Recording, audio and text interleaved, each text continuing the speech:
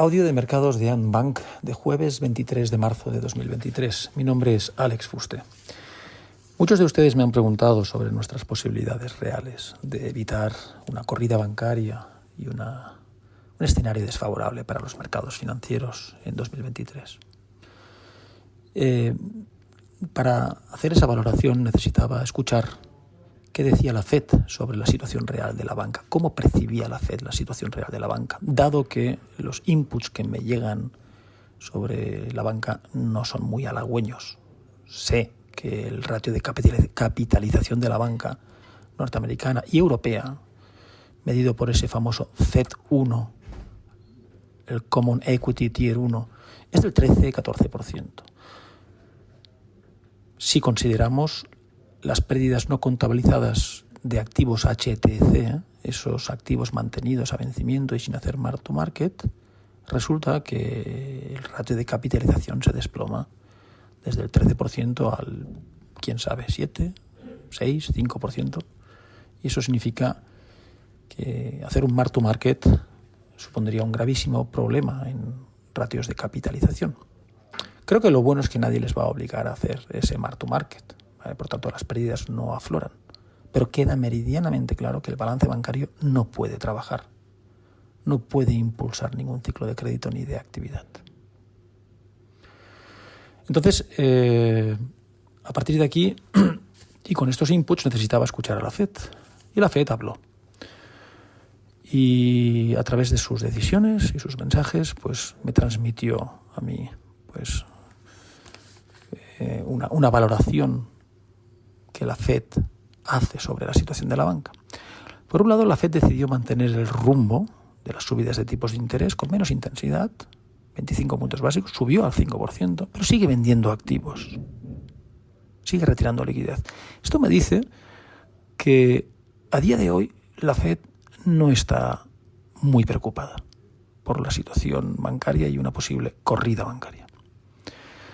Por otro lado, el mismo día, ayer, Powell y Yellen dieron mensajes contradictorios sobre cuestiones clave como la garantía de depósitos. Yellen dijo que no se garantizaban todos los depósitos y Powell dijo que sí. Esto causó esta discrepancia, que creo que es un error garrafal en una situación actual, y ahora les demostraré por qué es clave mantener un discurso único sobre la garantía de depósitos. Y pues esta discrepancia provocó el sell-off de los bancos ayer. De forma coherente, el oro subió, se disparó, la deuda del tesoro también se disparó, hubo un rally, ¿no? Por de estos activos seguros, ¿no? Bien, dejemos el pasado atrás, vamos a hablar de ahora qué. Debemos esperar esa corrida bancaria y sus consecuencias. Está claro que los inversores, nosotros, esperamos una respuesta completa de las autoridades monetarias en 4 frentes: liquidez, garantía de depósitos, macro policy o monetary policy, easing o tightening, y cambios regulatorios. Empecemos por el cuarto, cambios regulatorios. En la crisis financiera, la gran crisis financiera, hubo un momento en donde hubo un cambio regulatorio que a determinados bancos se les obligaba a hacer un mark to market. Bien, eso sería catastrófico hoy, por las razones evidentes, ¿no? Sin mark to market seguimos en ratios de capitalización altos, con mark to market los ratios de capitalización se desploman, lo que significa que son insuficientes, están fuera del rango legal, quebrados, sería horroroso. No espero cambios en este frente, y los cambios que pueden haber, hay alguno por ahí, hay alguna iniciativa para que los bancos hagan un hedge del riesgo de duración de sus activos que pretenden mantener en balance. Vamos a ver cómo se hace eso, pero en términos generales creo que en el frente de los cambios regulatorios va a tener poco impacto. Por lo tanto, este frente, lo que se ha hecho y se está haciendo, creo que es neutral, ¿vale? Neutral tendiendo a favorable, ¿vale? Sobre el primer frente, el de la liquidez, es muy importante este. Bien, aquí los bancos centrales, sobre todo la FED, también el Banco Central de Suiza, ha aplicado el manual que en su día, en el siglo XIX, escribiera un economista experto en bancos centrales que se llamaba Walter Bakehot, y que me han explicado muy bien hoy en qué consiste ese manual, ¿vale? Ese manual dice: para evitar el pánico y las corridas bancarias, los bancos centrales deben prestar pronto, sin límite y libremente a empresas solventes con buen colateral y a tasas altas. No me parece mal. Hoy los bancos están haciendo esto, están aplicando a rajatabla esta guía. Los bancos comerciales pueden poner todos sus activos de alta calidad como colateral, valorados a la par, aunque valgan 70. Los podrán poner como colateral y recibir 100 para acceder a esos préstamos que a 90 días costarán un 5% y a un año costarán un 4,9%. Por tanto, se cumple el libreto, ¿no? ¿Qué resultado espero sobre esta decisión, este trabajo, estos pasos dados en el frente de la liquidez?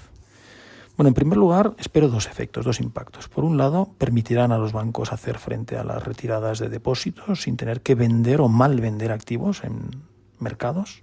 Se evita, por lo tanto, un sell-off de determinados activos, como ocurriera en el 2008, ¿se acuerdan?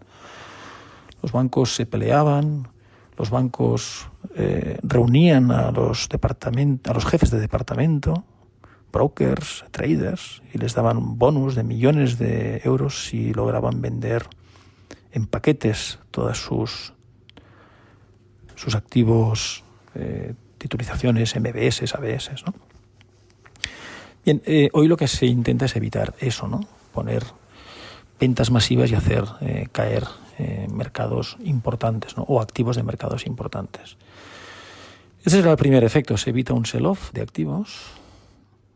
Y el segundo efecto es que, los depósitos que se marchen de un banco se van a ir a otro banco.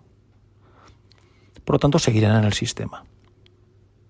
Esos bancos de destino verán sus balances aumentar por el pasivo más depósitos y por el activo más cash. Y harán lo que tengan que hacer con todo ese cash, que es comprar nuevos activos.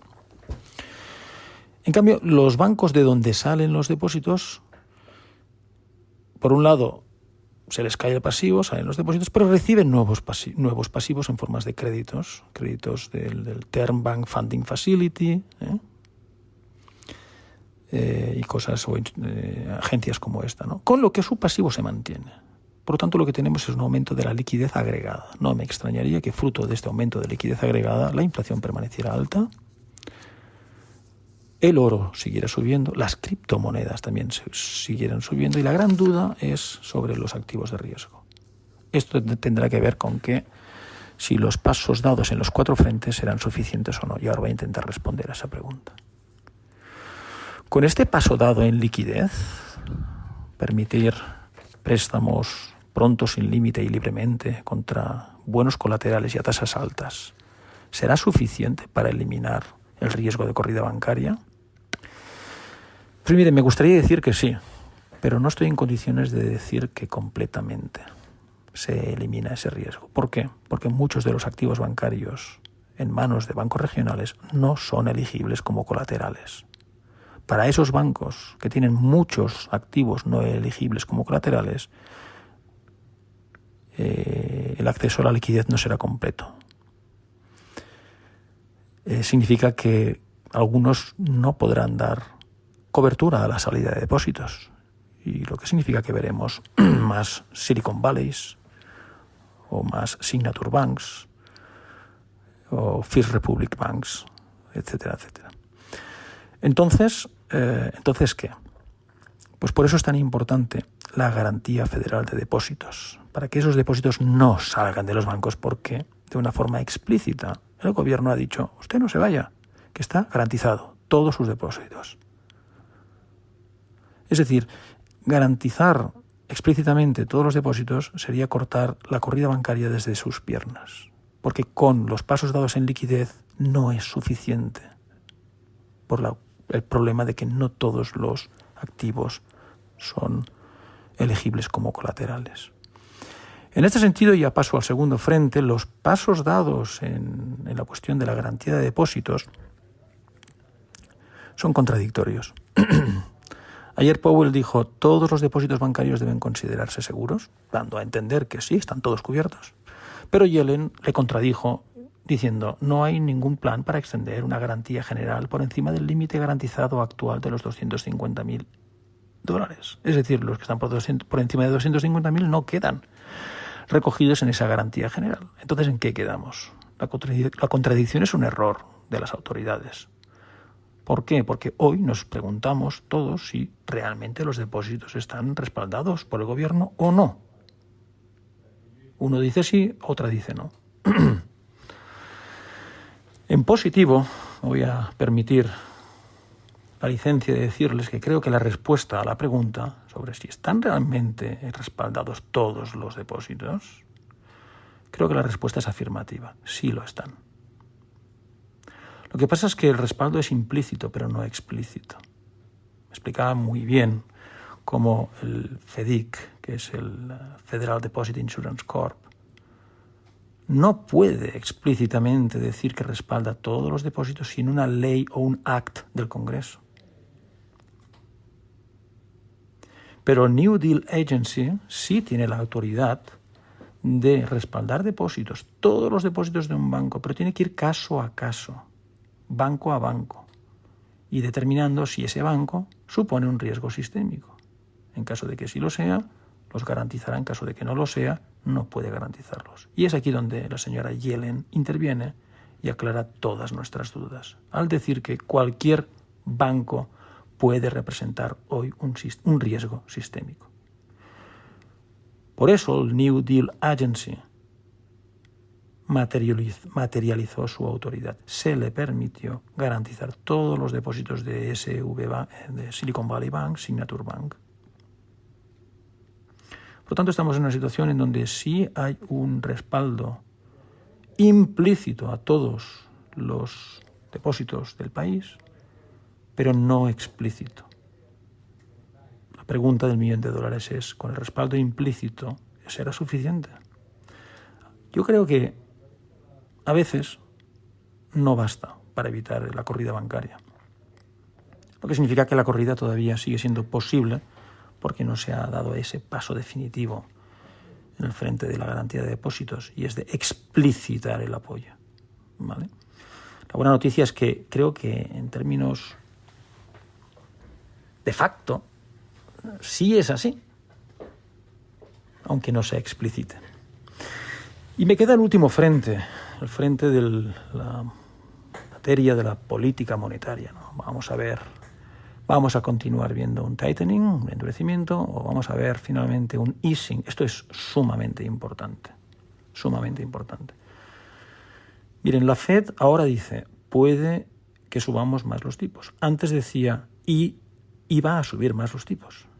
O sea, ha cambiado la palabra de que iba a subir más los tipos por la de puede que suban más los tipos. Muchos han querido ver ahí la inminencia de un giro en la política monetaria, pero no nos engañemos. Sigue en modo tightening, en modo de endurecimiento. En menor grado, es cierto, pero en tightening al fin y al cabo. ¿Por qué?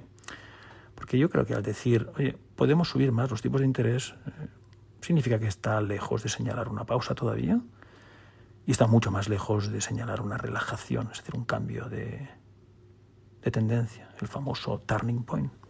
Estamos muy lejos de eso, me da la sensación.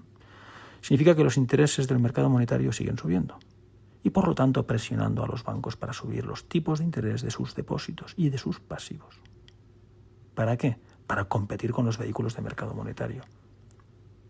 Un movimiento del ahorrador desde depósito a fondo de mercado monetario sería letal. Pero como la inversión de la curva, tramos cortos pagando más que los tramos largos, es máxima desde 1981, pues la banca tiene un problema en ese sentido. No tiene ese incentivo de tomar prestado a corto caro e invertir a largo plazo barato, generando un margen financiero negativo. Y sobre todo si tenemos en cuenta los activos actuales, que son los históricos, los comprados en el pasado a rentabilidades bajas, pero hoy con un coste de funding para mantener esos activos, que es el coste de su pasivo, que es mucho más alto, con lo que tiene un margen financiero negativo en toda esa parte de su activo antiguo. Y presumo que es mucho.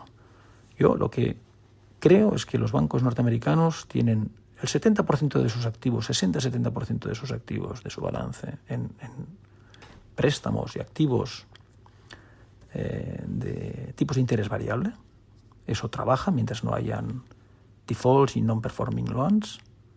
Pero tiene un 30% de bonos o activos de duración alta, a tires bajas. Si el 30% de sus bonos o activos son a tires bajas y el coste de funding hay una diferencia de 400 puntos básicos, pues tiene un margen financiero negativo por todo ese 30% del balance. El tema está en que los instrumentos estatales de liquidez y de crédito no solucionan el problema del margen negativo. ¿Por qué? Porque estos mismos créditos, esta misma liquidez estatal de hoy se concede a tasas del 5%. La única solución entonces para cortocircuitar el margen negativo de toda la banca, con muchos activos antiguos, ¿cuál es?